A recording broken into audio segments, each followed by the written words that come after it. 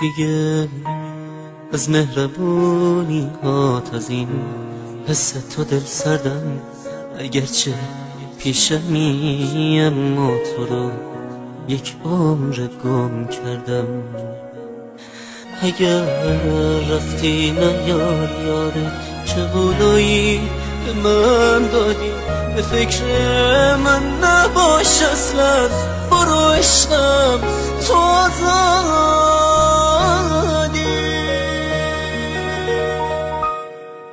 همیشه مدرقت بودن همین چشمای مطلوبم، برو هر جا بدون من تو خوش باشی منم خوبم. فقط میری یه کاری کن که انگار از خدامونه، یه کاری کن بگن مردم که تقصیر دوتامونه.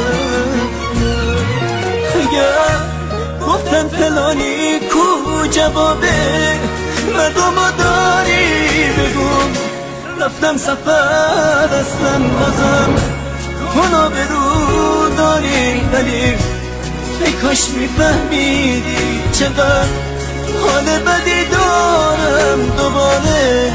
من نمیدونم باهات چه نسبتی دارم.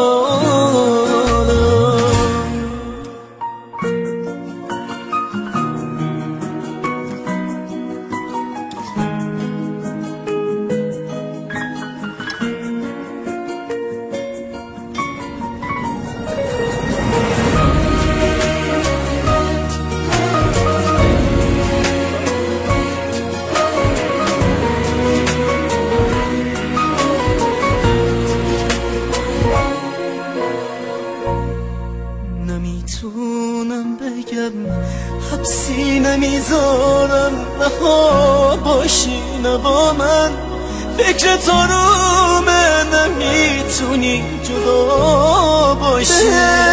خوبی نکن شاید بیافتی از سرم، ساده داره میگیرتت از من همونی که تو رو داده.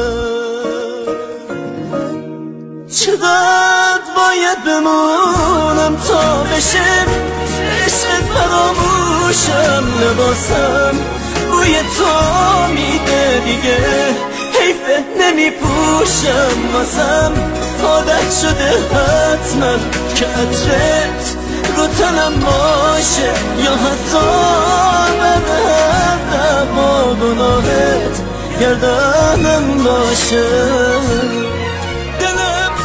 لک میزنه واسه دلم، لک میزنه واسه زمانی که ازم دوری، ولی در خاطرم هستی دیگه اینجا شو مجبوری. اگر هر حرف من باشه هنوزم مردم بورم، ولی میرم تو خوش باشی منم اینجا شو مجبورم.